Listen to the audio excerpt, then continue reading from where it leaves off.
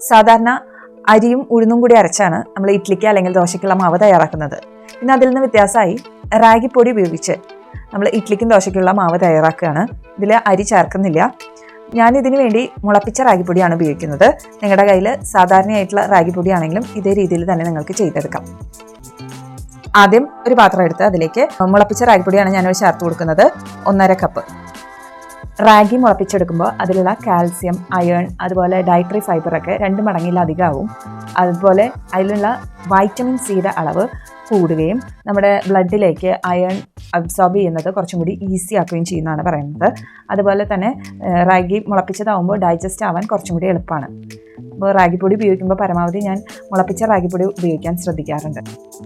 ഇനി ഇതിലേക്ക് ആവശ്യത്തിനുള്ള വെള്ളം ചേർത്ത് കൊടുത്ത് ഇത് നന്നായിട്ട് കട്ട ഒന്ന് മിക്സ് ചെയ്തെടുക്കുക. അതുപോലെ വെള്ളത്തിൻ്റെ അളവ് നമ്മുടെ പൊടിക്കനുസരിച്ച് വ്യത്യാസമായിട്ടിരിക്കും.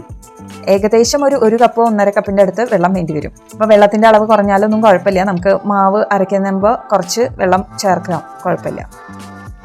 ഇനി ഇത് നന്നായി മിക്സ് ചെയ്തിട്ട് ഒരു 6 മണിക്കൂർ റെസ്റ്റ് ചെയ്യാൻ വെക്കണം. ഇത് നന്നായി മിക്സ് ചെയ്തെടുത്തു. പിന്നെ ഇത് നമുക്ക് 6 മണിക്കൂർ മാറ്റി വയ്ക്കാം. ഇനി ഒരു പാത്രത്തിൽ ഉഴുന്ന് ചേർത്ത് കൊടുക്കണം. നമ്മൾ 1.5 കപ്പ് റാഗിപ്പൊടിക്ക് 1/2 കപ്പ് ഉഴുന്നാണ് ചേർത്ത് കൊടുക്കുന്നത്. അത് ചേർത്തിട്ട് അതിലേക്ക് 1 ടീസ്പൂൺ ഉലുവ കൂടി ചേർത്ത് കൊടുക്കാം. ഇനി ഇത് വെള്ളം ചേർത്ത് നന്നായിട്ടൊന്ന് കൈകൊണ്ട് കഴുകിയെടുക്കാം.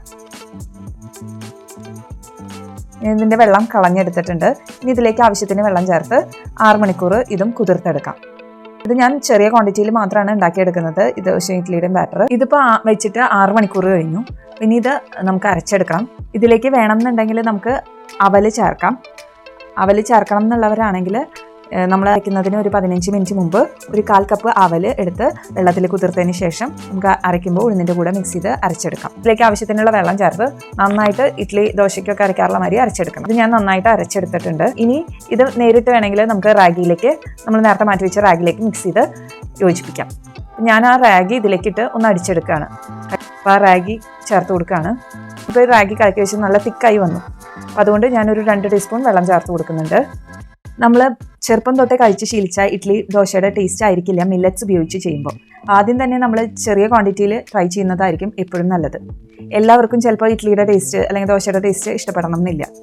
ഇഡ്ലിയുടെ ടേസ്റ്റാണ് കുറച്ചും കൂടി ഡിഫറൻസ്. ദോശ നമുക്ക് ക്രിസ്പിയാക്കിയൊക്കെ ഉണ്ടാക്കാൻ പറ്റുന്നതുകൊണ്ട് വലിയ ഡിഫറൻസ് ഫീൽ ചെയ്യില്ല. റാഗി കൂടി ചേർത്ത് കൊടുത്തതിന് ശേഷം മിക്സി നന്നായി അടച്ച് ഒന്ന് അരച്ചെടുക്കാം. അരച്ചെടുക്കുമ്പോൾ ഞാനതിൽ ഉപ്പ് കൂടി ചേർത്ത് കൊടുത്തിരുന്നു.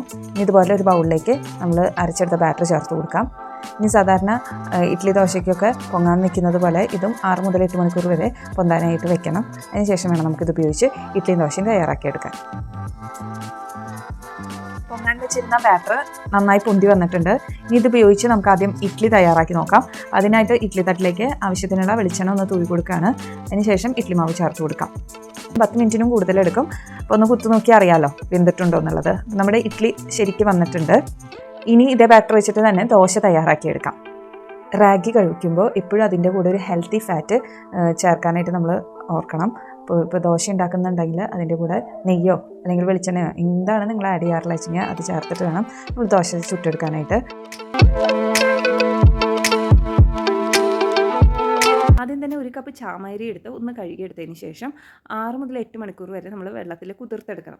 1 കപ്പ് ചാമരിക്ക് ഞാൻ 2 കപ്പ് വെള്ളത്തിലാണ് കുതിർത്തെടുത്തത്. ഇനി അത് ഇതുപോലെ ഒരു അരിപ്പയിലേക്ക് മാറ്റാം. അരിപ്പയിലൂടെ ഒന്ന് അരിച്ചെടുത്ത് മാറ്റി വയ്ക്കാം വെള്ളം. ഇനി ഒരു മിക്സിയുടെ ജാറിലേക്ക് നമ്മൾ അരിച്ചെടുത്ത ചാമരിയും അതിൻ്റെ കൂടെ 1/2 കപ്പ് നാളികേരവും ആവശ്യത്തിന് ഉപ്പും ചേർത്ത് ഒന്ന് മിക്സിയിൽ നന്നായിട്ടൊന്ന് അരച്ചെടുക്കണം. ഇനി ഇതിലേക്ക് നമ്മൾ മാറ്റി വെച്ച വെള്ളം ആദ്യം 1 കപ്പ് ചേർത്ത് കൊടുത്ത് ഇത് നന്നായിട്ടൊന്ന് അരച്ചെടുക്കാം. ഇനി ബാക്കി വരുന്ന 1 കപ്പ് വെള്ളം കൂടി ചേർത്ത് ഇത് നന്നായിട്ട് മിക്സ് ചെയ്ത് യോജിപ്പിച്ചെടുത്താൽ നമ്മുടെ നീർദോശയുടെ ബാറ്റർ തയ്യാറായി. ഇനി ദോശക്കല്ല് വെച്ച് നന്നായി ചൂടായി വരുമ്പോൾ ബാറ്റർ കുറേശ്ശായിട്ട് ഒഴിച്ചു കൊടുത്ത് ദോശ തയ്യാറാക്കിയെടുക്കാം. ഇതിൽ നമ്മൾ നെയ്യ് ചേർത്ത് കൊടുക്കേണ്ട ആവശ്യമില്ല. ഇതിൽ ദോശയിൽ നാളികേരം ചേർത്തിട്ടുള്ളത് കൊണ്ട് തന്നെ നന്നായിട്ട് മുരിഞ്ഞ് സൈഡൊക്കെ വിട്ട് വരും. കമ്പ് അല്ലെങ്കിൽ പേൾ മില്ലറ്റ് ഉപയോഗിച്ചിട്ടുള്ള ദോശയാണ് ഇന്ന് ഞാൻ ഷെയർ ചെയ്യുന്നത്. ഇതിൽ നമ്മൾ അരിയോ അവിലൊന്നും ചേർക്കാതെ തന്നെ ക്രിസ്പി ആയിട്ടുള്ള ദോശ തയ്യാറാക്കിയെടുക്കുകയാണ് മില്ലറ്റ് ഉപയോഗിച്ചിട്ട്. അപ്പോൾ ഇത് എങ്ങനെയാണ് തയ്യാറാക്കിയെടുക്കുന്നതെന്ന് നോക്കാം. ഇതാണ് ബാജ്ര, പേൾ മില്ലറ്റ്, കമ്പ് എന്ന് പറയും മലയാളത്തിൽ. ഇത് വെച്ചിട്ടാണ് നമ്മളിന്ന് ദോശ തയ്യാറാക്കിയെടുക്കുന്നത്. ആദ്യം ഒരു പാത്രത്തിലേക്ക് 1.5 കപ്പ് കമ്പ് ചേർത്ത് കൊടുക്കാം. ഇനി ഇതിലേക്ക് ആവശ്യത്തിന് വെള്ളം ചേർത്ത് നമുക്കിതൊന്ന് ആദ്യം കഴുകിയെടുക്കാം. മില്ലറ്റ്സിൽ പൊതുവെ വെള്ളത്തിൽ അലിയുന്ന ഫൈബറുകൾ ധാരാളമുണ്ട്. അപ്പോൾ അതുകൊണ്ട് നമ്മൾ 3-4 പ്രാവശ്യം വെള്ളമൊഴിച്ച് കഴുകിയെടുക്കുകയാണെങ്കിൽ അതിലുള്ള ഫൈബർ കുറേയൊക്കെ ഈ വെള്ളത്തിൽ നഷ്ടപ്പെടും. അതുകൊണ്ടാണ് മില്ലറ്റ് പതുക്കെ ഒരു പ്രാവശ്യമേ കഴുകാൻ പാടുള്ളൂ എന്ന് പറയുന്നത്. കഴുകിയെടുത്തതിന് ശേഷം നമുക്ക് ഈ വെള്ളം കളഞ്ഞ് ഇനി ഇതിലേക്ക് വെള്ളം ഒഴിച്ചു കൊടുത്ത് നമുക്കിത് കുതിർക്കാനായിട്ട് വെക്കണം. ഇതിലേക്ക് ആവശ്യത്തിന് വെള്ളം ചേർത്ത് കൊടുക്കാം. എന്നിട്ട് ഒരു 6 മുതൽ 8 മണിക്കൂർ വരെ ഇത് കുതിർത്തെടുക്കണം. ഇനി ഒരു പാത്രത്തിലേക്ക് ഉഴുന്ന് ചേർത്ത് കൊടുക്കാം. ഇതിപ്പോൾ 1/2 കപ്പ് ഉഴുന്നാണ് എടുത്തിരിക്കുന്നത്. 1.5 കപ്പ് മില്ലറ്റിന് 1/2 കപ്പ് ഉഴുന്ന്. ഇനി ഇതിലേക്ക് 1 ടീസ്പൂൺ ഉലുവ ചേർത്ത് കൊടുക്കുന്നുണ്ട്. ആവശ്യത്തിനുള്ള വെള്ളം ചേർത്ത് ഇത് നന്നായിട്ടൊന്ന് കഴുകിയെടുക്കാം.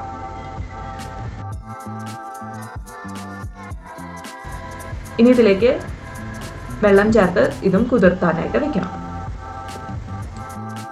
ഈ മില്ലറ്റും ഉഴുന്നും കുതിർക്കാൻ വെച്ചിട്ട് ഏകദേശം ഒരു 7 മണിക്കൂറൊക്കെ ആയിട്ടുണ്ട്. നമുക്കിതിന് അരച്ചെടുക്കണം. എന്നിട്ട് ആദ്യം നമുക്ക് ഈ ഉഴുന്ന് അരച്ചെടുക്കാം. മിക്സിയുടെ ജാറിലേക്ക് നമുക്ക് ഉഴുന്ന് ചേർത്ത് കൊടുക്കാം. ഈ വെള്ളം ചേർക്കുന്നില്ല, നമ്മൾ ഈ ഉഴുന്ന് മാത്രമാണ് ഞാൻ ചേർക്കണേ. ഇനി നന്നായിട്ടൊന്ന് അരച്ചെടുക്കണം.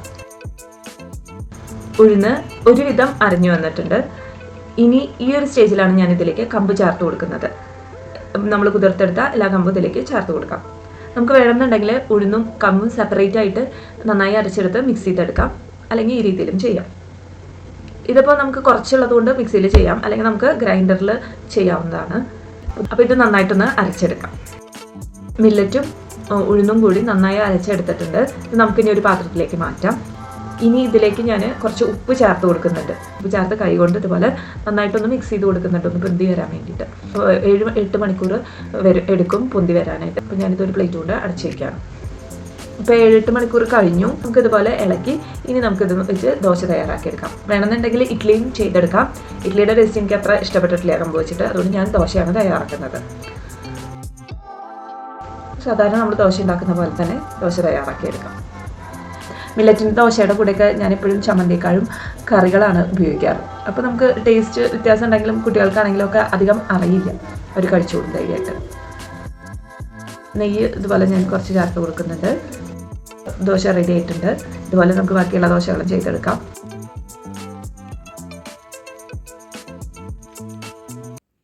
എന്നാൽ നമുക്കിന്നൊരു വെറൈറ്റി ദോശ തയ്യാറാക്കിയാലോ ചാമരി കൊണ്ട്.